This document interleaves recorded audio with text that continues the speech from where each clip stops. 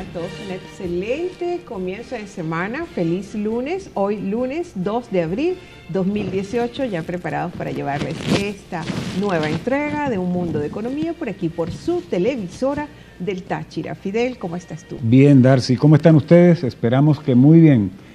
Eso debe ser la tónica. Hoy, como acostumbramos los lunes, les traemos la noticia económica más importante de la semana y hemos juzgado importante conversar sobre el hecho de que el gobierno no paga desde el año 2015 a los pensionados del Instituto Venezolano de los Seguros Sociales en el exterior, los que están fuera del país, no reciben su pensión.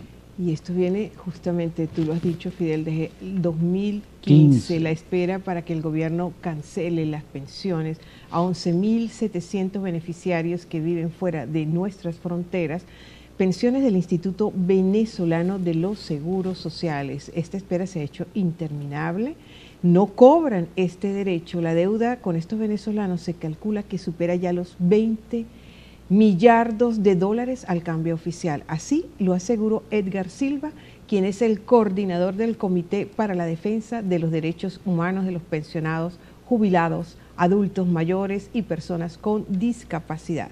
Destacó que Edgar Silva, se ha reunido con autoridades competentes del Seguro Social, de SENCOES, del Centro Nacional, por supuesto, de Comercio Exterior, con la Defensoría del Pueblo, pero el problema es que no han llegado a ningún acuerdo, no han recibido una respuesta concreta, definitiva, en hacerles este pago a los pensionados, porque ni el mismo gobierno sabe a qué tasa oficial llevar a cabo, traducir el monto de la pensión del Seguro Social mensual.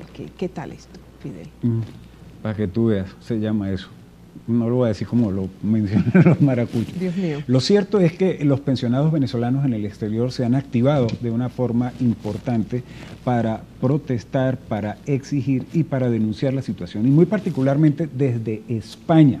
En diciembre pasado, 2017, la Federación de Asociaciones de Pensionados y Jubilados de Venezuela en España, así se llama por sus siglas, FAPE-JUVES o JUVES, enviaron carta a las autoridades venezolanas haciéndole una exigencia e instándolos a clarificar, cuantificar y consolidar el monto total de la deuda acumulada por las pensiones y bonificaciones impagadas, o sea, que no se han pagado, porque efectivamente, tal y cual como explicaba Darcy hace unos segundos, no se sabe ciertamente cuál es el monto de lo adeudado, ni tampoco con qué tipo de cambio se va a pagar esas pensiones, y es una obligación porque son pensionados del sistema de seguridad social venezolana. Entonces, ¿dónde queda el discurso aquel de todo el mundo pensionado, llegamos al 100% y se está pagando el 100%, pero en Venezuela y los del exterior no son venezolanos los que están pensionados en el exterior? Porque todos los países del mundo se preocupan por cubrirle la pensión a sus pensionados en el mundo, y si no, pregúntenle a los mayores españoles o italianos o alemanes que vivan en Venezuela. Reciben sus pensiones europeas puntualmente, sin falta. Esas son las cosas.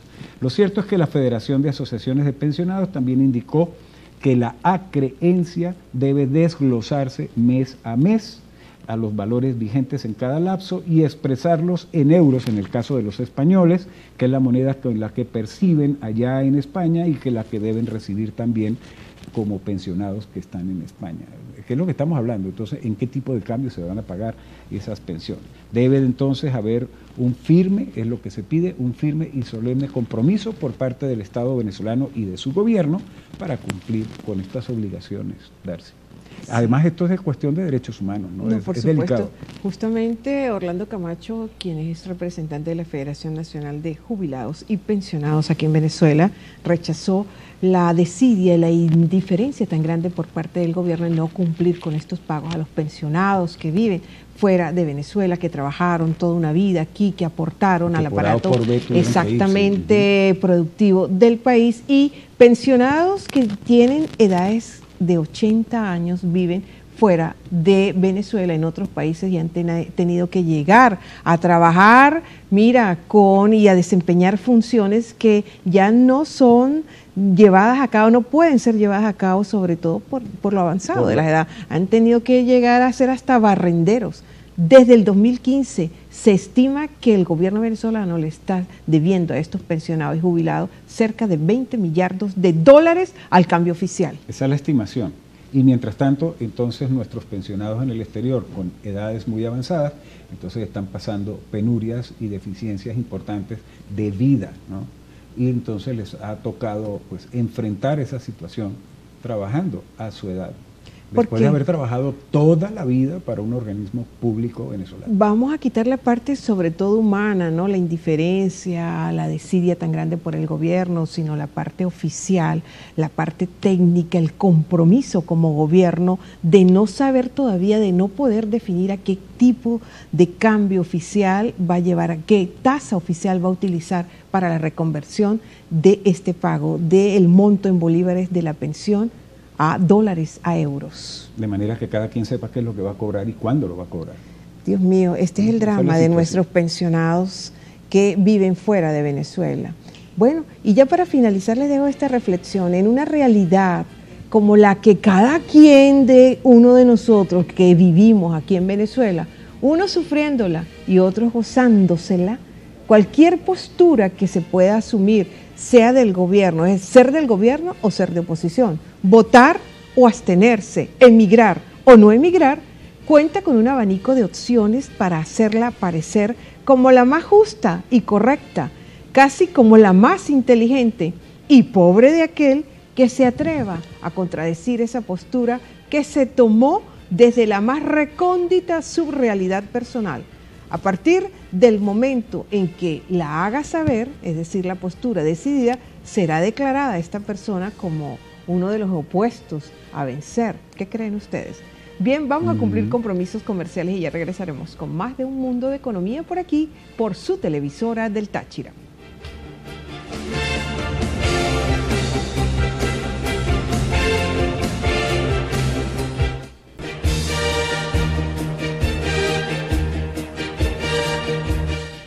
Bien amigos, continuamos en este lunes al mediodía acompañándolos a todos ustedes en Un Mundo de Economía. A continuación vamos a nuestro segmento del Diccionario Económico y Social y hoy traemos para ustedes un término muy actual por el impacto real que está teniendo en nuestras vidas. Vamos a hablar de inflación autogeneradora. Autogeneradora. Término bien interesante. Exactamente. Vamos a este término pues.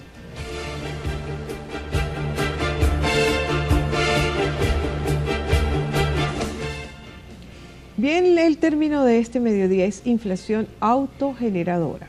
La ciencia económica, si no hila fino, exigencia muy difícil debido a que el economista, por sus compromisos políticos, propende a transfigurar la realidad que pretende explicar en vez de develar lo que se oculta, contribuye más bien a disimular la concreción de las cosas estudiadas.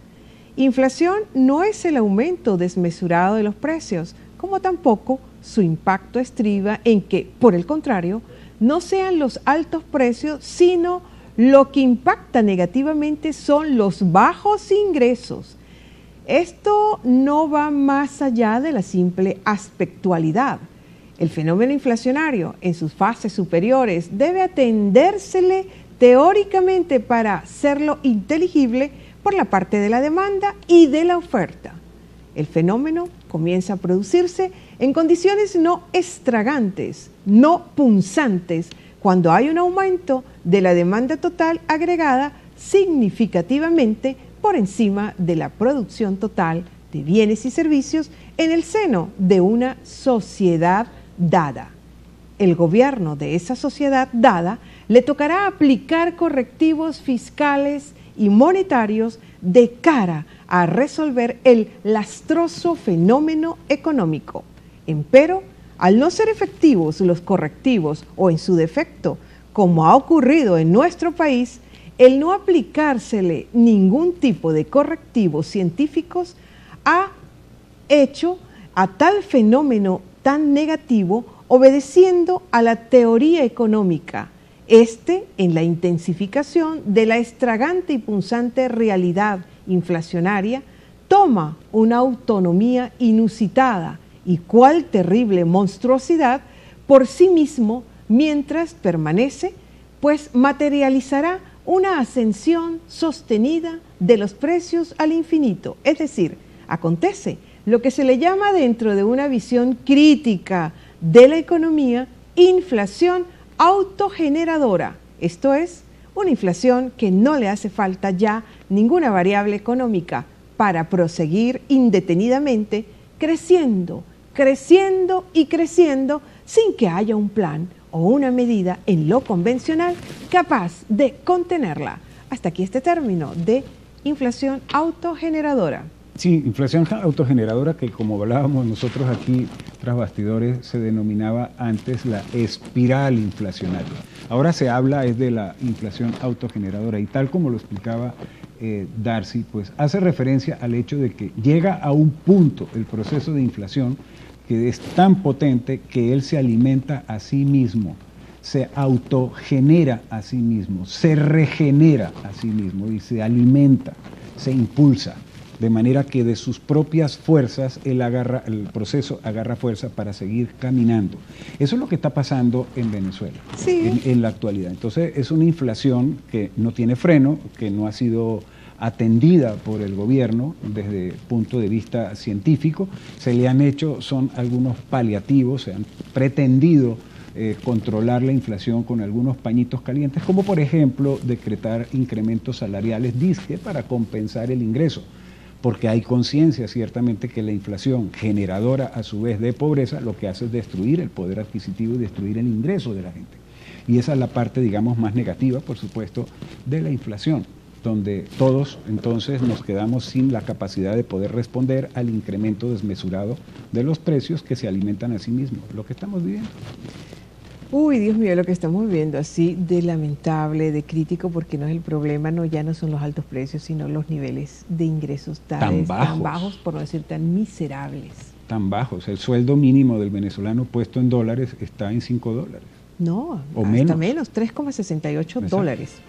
Esas son las cosas. Amigos, vamos a hacer un nuevo corte comercial y regresamos con el Táchira y su economía.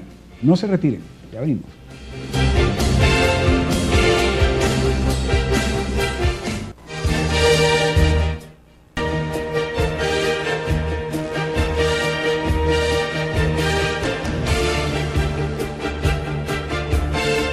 Estamos de vuelta con más de Un Mundo de Economía por aquí por su televisora del Táchira. Vamos a una sección muy importante como es Táchira y su economía.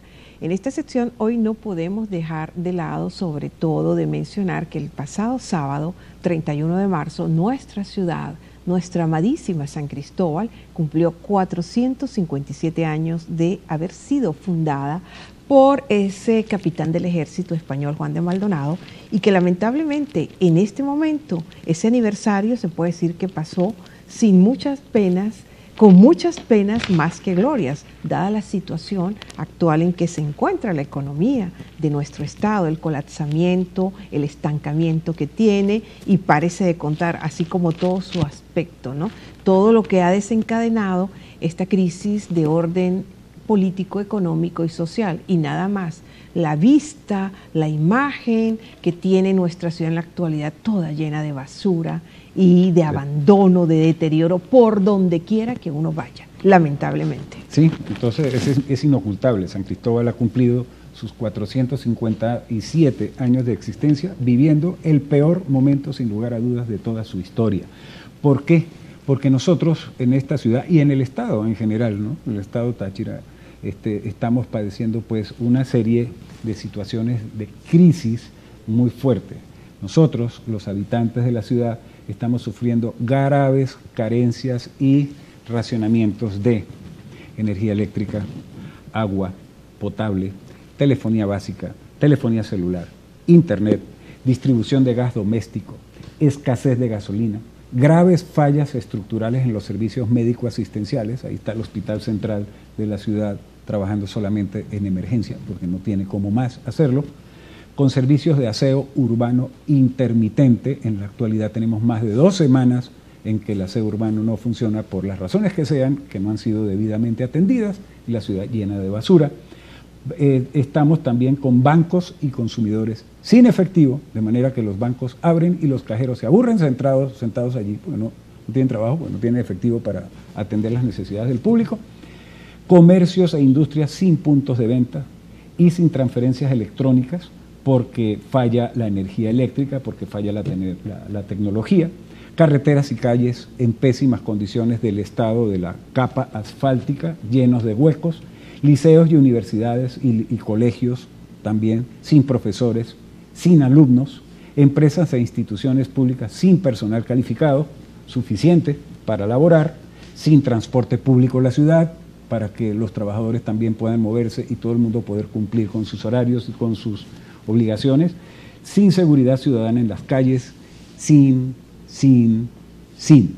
En una palabra, caos. Eso es lo que estamos viviendo en la ciudad.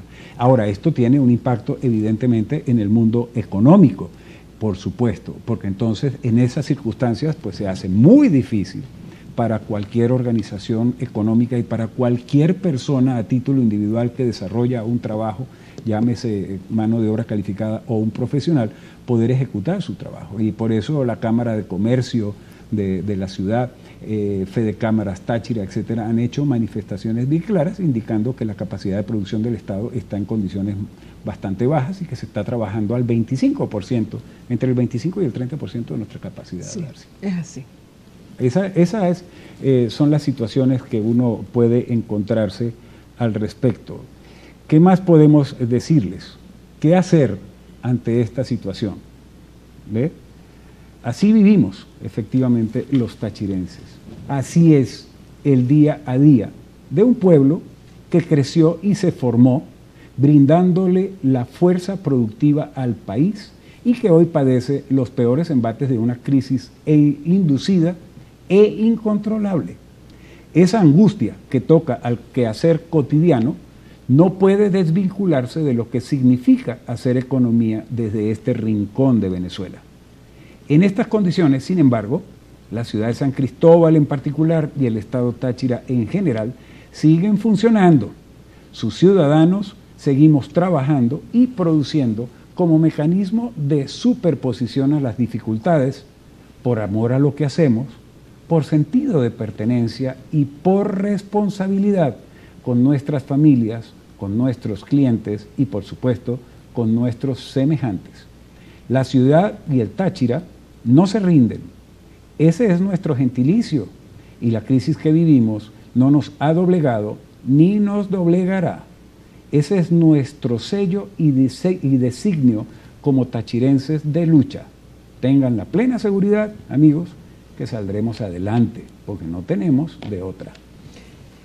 Indiscutiblemente, Fidel, ni modo, tiene que ser así, debe ser así. De esta manera nosotros con esta reflexión tan crítica, vamos a decirlo así, culminamos la entrega de hoy lunes 2 de abril 2018 de Un Mundo de Economía. Nos queda darle las gracias a ustedes por su amable atención, invitarlos para la entrega de mañana martes, recordarles que vamos a estar todos los días aquí, lunes, martes, miércoles, jueves y viernes en Un Mundo de Economía, llevándoles toda la información del acontecer económico regional, nacional y global. Amigos, ya saben que debemos conducirnos con inteligencia, con mucha responsabilidad, para compartir el protagonismo que tiene la economía.